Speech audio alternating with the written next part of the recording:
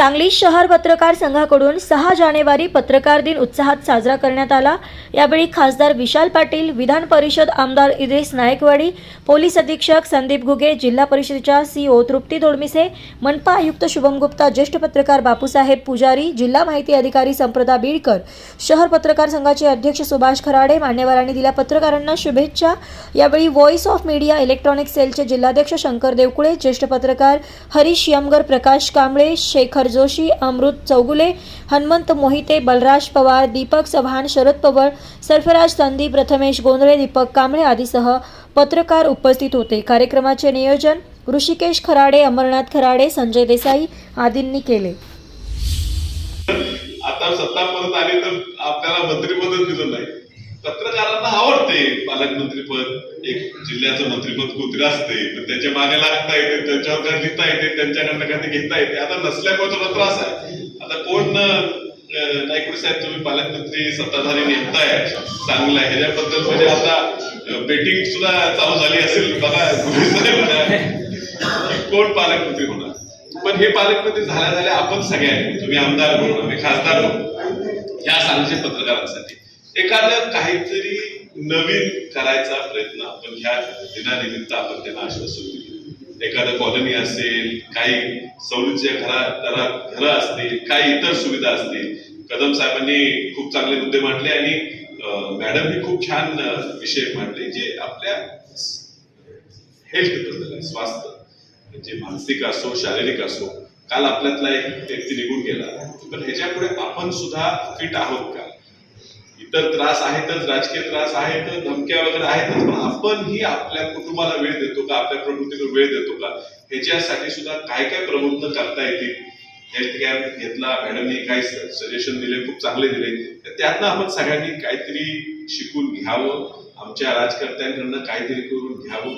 मी journalist protection act आणण्याचा प्रयत्न येणाऱ्या दाखल केलेला आहे। येणाऱ्या लोकसभेत माझा प्रयत्न असणार आहे की त्याच्यावर चर्चा घडावी, त्यात आणि तुमच्या काय सूचना असतील त्याही आपण आणूया, की जेणेकरून तुम्ही जे लढताय, सामान्य लोकांसाठी लढता, मुद्दे पुढे आणायचा प्रयत्न करता, ते लढत असताना तुम्हाला स्वतःचं आणि तुमच्या कुटुंबाचं संरक्षण हे सर्वात महत्वाचं वाटावं आणि ते तुम्ही संरक्षित राहावं, हे राजकर्ते म्हणून आम्ही पाहावं, ही या ठिकाणी मी तुम्हाला मुद्दा मांडतो। खूप काय बोलायचं असल्यामुळे आज आपण ठरवून आज अण्णा कोरेंना श्रद्धांजली म्हणून कमी बोलायचं ठरवलेलं आहे। तरी सुद्धा ह्या दिनाच्या तुम्हाला पुन्हा एकदा मी सगळ्यांना शुभेच्छा देतो आणि मी आता विनंती करतो यादी करताना मग झालं मी आहे ना, माझं किती सर्क्युलेशन आहे किंवा माझे किती व्ह्यूअर्स आहेत याचं काहीतरी एक लिमिटेशन ठरवावं लागेल। नाहीतर उगाच आपलं काहीतरी होतंय म्हणून मी आपलं मलाही कोणीतरी कार्ड दिल्यावर मीही तुमच्या राज्यात उभारलं तर खरोखर गरज असणाऱ्यांना ते मिळणार नाही, त्यात घोटाळा होऊ शकतो। म्हणून काही अंशी पत्रकाराची डेफिनेशन सुद्धा गव्हर्नमेंटकडनं एकदा आपण फायनल करून घ्यावी असं मला वाटतंय। ते करताना कुणी वाईट वाटून घेऊ नये, कारण शेवटी हे करताना कुठेतरी चांगला वाईट काहीतरी दर्जा, काहीतरी त्याचे स्टेप्स आणि त्याचं केडर हे सुद्धा लक्षात घ्यावं लागेल। आणि म्हणून एकदा शासनाकडनं पत्रकार या विषयाची व्याख्या एकदा निश्चित करून घेतली पाहिजे, असं एक गरज आहे असं मला वाटतंय। कारण पुढे येणाऱ्या काळात त्या क्षेत्रातल्या काम करणाऱ्यांना फार मोठ्या संध्या शासनाच्या निमित्तानं उपलब्ध होणार आहे। पण ते उपलब्ध होताना भाऊगर्दी उगतच होता उपयोगी नाही। खरोखर जे गरजेचे आहे, ज्यांचा अधिकार आहे, ज्यांचा हक्क आहे, जे त्या स्टेपचे आहेत त्यांनाच त्याचा फायदा मिळावा ही माझी प्रामाणिक इच्छा आहे। म्हणून येणाऱ्या काळात चांगले दिवस पत्रकारांना या वर्षीच सांगतोय मी की चांगल्या पत्रकारांना चांगले दिवस येतील, उज्ज्वल भवितव्यासाठी कुठेतरी त्यांना जोड मिळेल अनेक विषयांची, आणि त्यासाठी शासनाने आम्ही कुठल्याही पक्षात असो, सर्व कुठल्या पक्षात असतील त्याचं काय तुम्ही डोक्यात घेऊन मॅडम एक मिटिंग घेतली साहेब, त्याच्यामध्ये सुद्धा मॅडमना सकाळ न्यूजपेपरमधून जी माहिती देण्यात आली होती ती आकडेवारी सांगण्यात आली। ती आकडेवारी आणि त्यांनी स्वतः हे संबोधित पण केलं की ही आकडे निश्चितच बरोबर असणार आहे। तुम्हाला वाटतं की अगदी प्रशासकीय अधिकारी असतील, राजकारणी असतील, विविध क्षेत्रातील मान्यवर असतील, या प्रत्येकाला आपण दिलेली माहिती त्यांच्यापर्यंत थेट पोहोचते आणि ती माहिती आपण देत असल्यामुळं आपलंही महत्त्व त्यांच्या जीवनामध्ये हे फार मोठं आहे. पत्रकारांनी त्यांच्याकडून जे एथिक्स आहेत पत्रकारितेचे तर ते पाळणं पण तेवढंच गरजेचं आहे की जेणेकरून कुठेही आपल्याकडून कोणाचाही मान अपमान किंवा चुकीच्या गोष्टी प्रसारित होणार नाहीत याची दक्षताही तेवढंच घेणं गरजेचं आहे. प्रशासन म्हणून आम्ही काम करत असताना आपण हायलाईट केलेल्या प्रत्येक गोष्टी या आमच्यासाठी महत्त्वाच्या आहेत. कमीत कमी मला वाटतं मी 7 ते 8 न्यूजपेपर दररोज उठल्यानंतर वाचतो बघतो.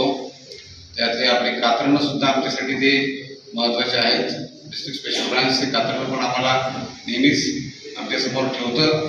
त्यामुळं ज्या गोष्टी कदाचित क्राईमच्या रूपानं किंवा इतर गोष्टींच्या रूपानं आमच्यासमोर येणार नाहीत ती प्रत्येक गोष्ट ही मात्र त्या न्यूजपेपरमधल्या क्लिपिंगमधून आमच्यासमोर येतेच आणि त्याचा निश्चितच आम्हालाही काम करताना फायदा होतो. तर अशा पद्धतीनं आपलं जे कामकाज चालतं ते इथून पुढेही अतिशय चांगल्या पद्धतीने चालावं यासाठी मी आजच्या दिनानिमित्तानं सर्वांना शुभेच्छा देतो. जय हिंद. झाले असतील, विसंवाद झाले असतील आणि त्यातून मलाही खूप साऱ्या गोष्टी शिकायला मिळाल्या. आणि खरं तर आता बऱ्याचशा गोष्टी जगदाळे सरांनी बोललेल्या आहेत, परंतु म्हणजे तुमचे चॅलेंजेस आहेत तेही नवीन नवीन जे आहे टेक्नॉलॉजीमुळे उभे आहेत ते तर दिसतच आहेत, परंतु 1-2-3 गोष्टी मला फार अशा जाणवत्या. काल मला म्हटले सकाळच्या वर्गानिमित्त मी होते तेव्हा 2-3 पत्रकार म्हटले की मॅडम तुम्हाला बोलायचं आपलं काय 1.5 वर्षात काय भांडण असेल ते सगळं तुम्ही उद्या बोला. मला असं वाटतं हा आपण दोन्ही वेगवेगळ्या प्रकारचे स्तंभ म्हणून संवाद होत राहतील, परंतु मला जे जाणवलं मी जी पत्रकारिता बघितली इथे किंवा पत्रकारांना मी जे जमवून बघितलं त्यातून मला काही गोष्टी म्हणजे फार महत्त्वाच्या जाणवल्या. एक म्हणजे टेक्नॉलॉजीचं तर चॅलेंज आहेच, परंतु टेक्नॉलॉजीबरोबर स्पर्धा करणारा वर्ग आहे तुमचा. म्हणजे तुमचे वेगवेगळे माध्यमं आहेत, वेगवेगळ्या माध्यमांमधली स्पर्धा आणि त्याच्यामध्ये स्पर्धा करताना ब्रेकिंग न्यूज, फास्ट न्यूजचं कल्चर जपायचं असेल किंवा जपावं म्हणून जे प्रेशर आहे तुमच्यावरती ते भयानक आहे. त्यामुळे तुमच्यावर येणारा शारीरिक मानसिक तणाव किती आहे तो आम्हाला जाणवतो. आणि त्यावेळेस खरंच म्हणजे कधी कधी आम्ही स्वतःला खूप भाग्यवान समजतो की आपण किती सुरक्षित पोशात आहोत. म्हणजे आपल्याला कोणी नोकरीवरनं काढणार नाही, परंतु आमच्या कामाचा ताणतणाव वेगळा, परंतु तुम्हाला जे प्रत्येक ठिकाणी आणि इतर सर्व मान्यवरांना माझा नमस्कार. आज आपण खूप महत्त्वाच्या दिनासाठी जमलेलो आहोत म्हणून त्या कार्यक्रम निजेचा पण कार्यक्रम असल्यामुळे थोडा उशीर झाला त्याबद्दल क्षमा.